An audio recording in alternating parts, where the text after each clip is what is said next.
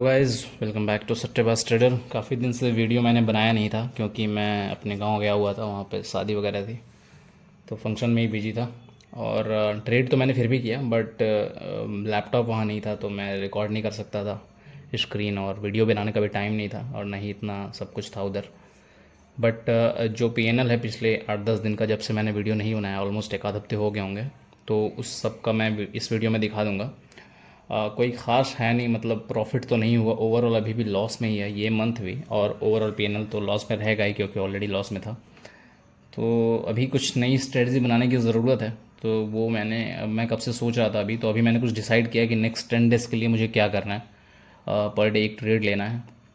वो मैं क्या करूँगा मैं आपको अभी वीडियो के एंड में बताऊँगा। पहले मैं एक बार अपना पीएनएल दिखा देता हूँ। आज का तो आप देख ही चुके होंगे थंबनेल में कि आज 2000 के अराउंड लॉस हुआ है। आज मैंने 3 या 4 ट्रेड लिए थे। 3 ट्रेड लिए थे बैंक निफ्टी में। एक ये, इसको मतलब इग्नोर ही कर दो, ये कुछ ट्रेड नहीं था। ऐसे मैंने 20 क्वांटिटी ऐसे बस ट्राई करने के लिए लिया था, देखते हैं क्या होता है। तो 20 क्वांटिटी था तो 2 पॉइंट ही मिला, मतलब 5-6-7 पॉइंट डायरेक्शन में गया, फिर वापस आया तो 4 पॉइंट का ट्रेलिंग एसएल था, तो वो हिट हो गया। तो ये 40 रुपये दिख रहे हैं, तो इसको इग्नोर करते हैं। रेस्ट 2 है जिसमें एक में मुझे 600 रुपये का लॉस दिख रहा है। ये भी ट्रेलिंग एसएल हिट हुआ था। मैक्सिमम लॉस 900 का था, बस थोड़ा सा आगे जाके वापस आने लग गया था, तो फिर मैंने एग्जिट कर दिया। और इसमें 2 बार एसएल हिट हुआ है, 2 बार ट्रेलिंग एसएल हिट हुआ है। 1400 का लॉस दिख रहा है। दोनों बार शायद 600-700 या फिर 900-500 करके 2 बार ट्रेलिंग एसएल हिट हुआ, तो मतलब तीनों बार चला गया। एक भी डायरेक्शन में नहीं गया। और इस मंथ स्टार्टिंग में बहुत बड़े बड़े लॉस हो गए हैं। जो फर्स्ट डे था, जो वीडियो मैंने बनाया था बजट डे का, उस दिन ऑलमोस्ट 4000 के अराउंड लॉस हुआ था, मतलब 3700 के अराउंड। वो लॉस मेरा कैलकुलेटेड लॉस नहीं था। मैं एग्जिट किया, वो एग्जिट करते करते 70-80 पॉइंट नीचे एग्जिट हुआ था, क्योंकि बहुत बहुत ही वियर्ड मोमेंटम था उस दिन। जो भी ट्रेड कर रहे होंगे उन्हें पता होगा। 50,000 के बाद से सडनली 200 पॉइंट फॉल किया था, उसमें मेरा भी एसएल चला गया था। तो अभी मैं एक बार पीएनएल दिखा देता हूँ। जो अभी कुछ दिनों से मैं ट्रेड नहीं मतलब वीडियो नहीं डाल रहा था, तो वो अगर किसी को इंटरेस्ट है कि क्या हुआ है तो उसमें दिखा देते हैं। अभी तक 13,000 यहाँ लॉस दिख रहा है। आज का 2,000 ऐड होगा तो ये 15,000 हो गया। तो लास्ट 5 मंथ में सितंबर से लेके जनवरी फरवरी तक, अभी तक का ऑलमोस्ट 5 महीने हुए हैं, 4 से 5 महीने। तो अभी तक मेरा 14 से 15,000 लॉस चल रहा है। इस मंथ के पहले तक ये 3 या 4 हज़ार के लॉस तक बार बार भटकता रहता था, बट अभी कुछ दिनों से बहुत बड़े बड़े लॉस होने लग गए हैं, क्योंकि मैं थोड़ा टारगेट बड़ा देख रहा हूँ। मतलब पहले मैं 500 रुपये का लॉस लेके 1000-1200 का प्रॉफिट देखता था, अभी मैं 1500-2000 का लॉस लेके 3000-4000 का प्रॉफिट सोचता हूँ। बट वो होता नहीं है, लॉस ज़्यादा होने लग गए हैं अभी कुछ दिनों से। उसका अभी प्लान करेंगे। अभी मैं बताऊंगा लास्ट में मैंने क्या सोचा हुआ है क्या करने के लिए। पहले ये पीएनएल एक बार देख लेते हैं इस मंथ का। फर्स्ट डे का तो आपको पता है 3700 का लॉस हुआ था बजट डे के दिन। उसके बाद नेक्स्ट डे मेरा फिर 2000 के अराउंड लॉस हुआ। 2 ट्रेड रहा होगा ऑलमोस्ट, हाँ 2 ही ट्रेड, क्योंकि 900 का लॉस था। 1100 फिर लॉस हुआ था एक दिन। फिर 2-3 दिन ये घर में गया, उसके बाद थोड़ा प्रॉफिट हुआ। एक एक ट्रेड में लेता था टाइम निकाल के, थोड़ा बहुत साइड में जाके। तो ये 1400 का प्रॉफिट है। उसके बाद फिर 400 का छोटा सा लॉस था ट्रेलिंग एसएल। फिर ये भी ट्रेलिंग एसएल हिट हुआ था 400। इसमें मुझे 1400-1500 प्रॉफिट दिखे थे, फिर 400 में एग्जिट हुआ। यहाँ भी सेम है, 2000 का प्रॉफिट दिखा था पर 1100-1200 में एग्जिट हुआ। मेरा ट्रेलिंग एसएल ही होता है, क्योंकि मेन टारगेट तो ऑलमोस्ट 3000 के ऊपर ही होता है, 3000-4000। तो वो सब ट्रेलिंग एसएल मार्केट रिवर्स होता है, फिर 1100-1200 पे एग्जिट हो जाता है। फिर ये छोटे छोटे लॉस है 2 बार मैंने ये ट्रेड लिया था, दोनों बार ही मेरा कॉस्ट टू कॉस्ट निकला, तो ये 88 का लॉस शो कर रहा है।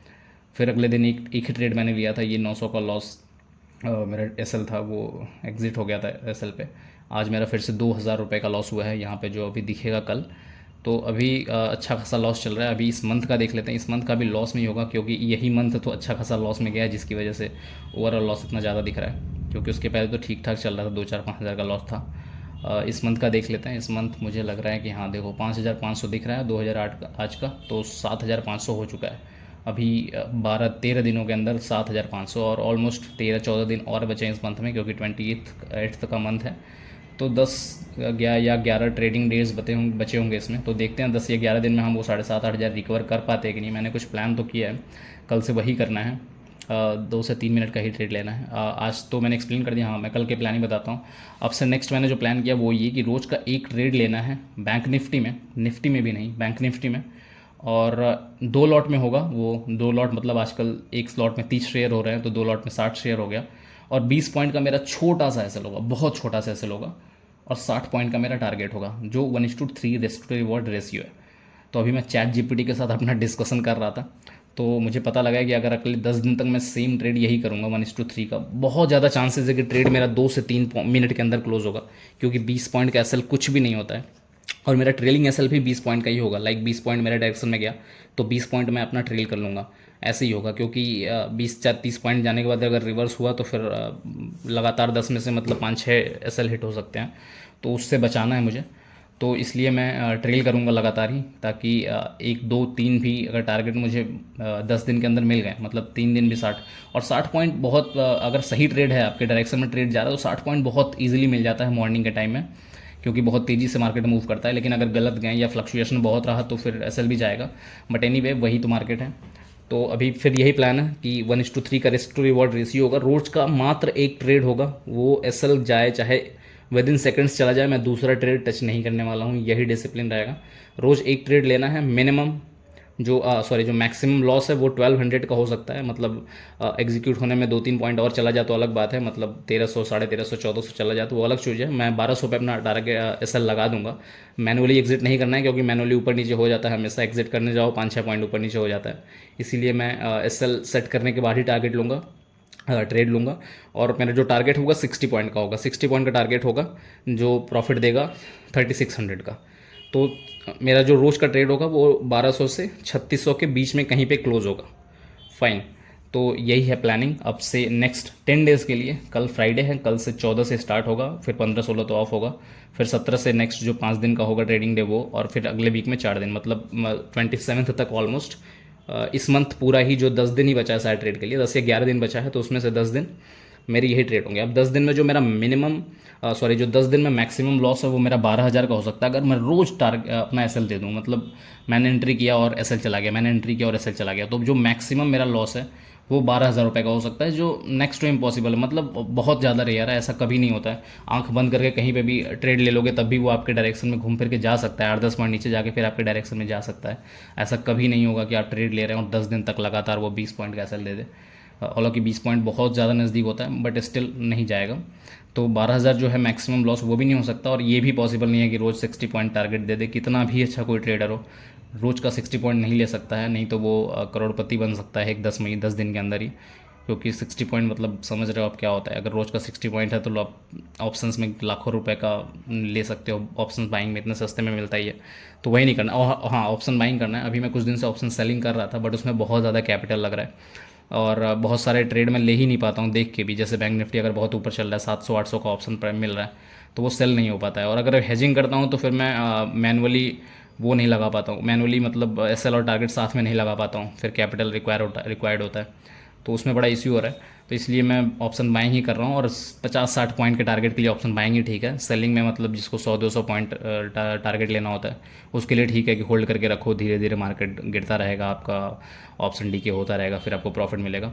अभी जो ऑप्शन बाइंग में कर रहा हूँ तो मतलब एक मोमेंट की बात है कि मोमेंट में अगर ट्रेड आपके डायरेक्शन में 100-150 पॉइंट बैंक निफ्टी मूव किया तो 60 पॉइंट आपको तुरंत का तुरंत मिल जाएगा ऑप्शंस में। और अगर थोड़ा सा गलत गया 40-50 पॉइंट में बैंक निफ्टी पीछे थोड़ा सा स्पाइक मारा, उसमें आपका एसएल भी चला जाएगा।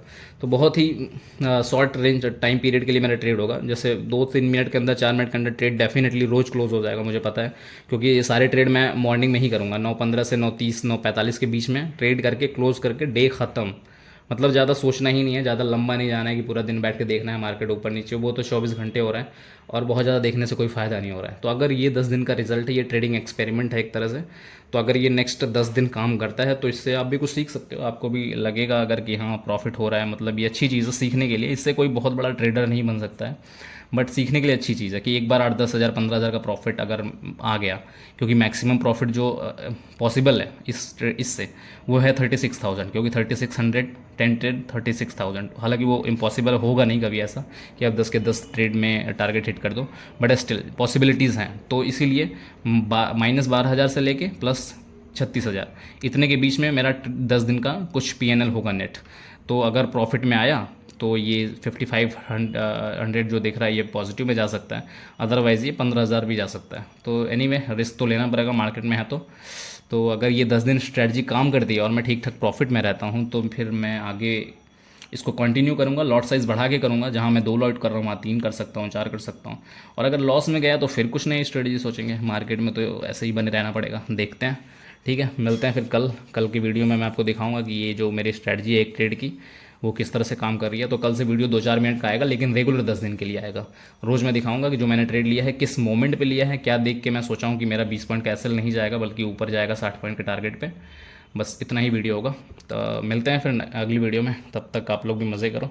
और किसी को कोटक नियो में अकाउंट खोलना है, क्योंकि यहाँ ब्रोकरेज फ्री होता है। आप देख रहे हो पूरे महीने का, फरवरी का अभी तक केवल 467 रुपये ही टैक्स लगा है, जबकि मैं बहुत ओवर ट्रेड कर देता हूँ। जैसे आज मैंने 4 ट्रेड ले लिए हैं और ऑप्शन सेलिंग करता हूँ, तो उसमें भी हेजिंग में कभी कभी 4 ट्रेड की बजाय 8 लेने पड़ जाते हैं 4 मार्जिन के लिए। तो उसके बावजूद भी कोई ब्रोकरेज नहीं लगता। यहाँ दिख रहा होगा ब्रोकरेज ज़ीरो है, जीएसटी ज़ीरो है, मिसलेनियस चार्जेस लगे हैं 214 और एसटीटी लगे हैं 252। ओवरऑल मिला के बस 450 रुपये लगे हैं। ये आपको किसी प्लेटफॉर्म पे नहीं मिलने वाला इस टाइम पे। तो अगर ओपन करना है तो डिस्क्रिप्शन में लिंक है, जाके ज्वाइन अकाउंट ओपन कर लो। कोटक का अकाउंट है, ट्रस्टेड है, ऐसा कोई इशू नहीं है। मैंने भी इसमें पैसे अच्छे खासे डाल रखे हैं अपने।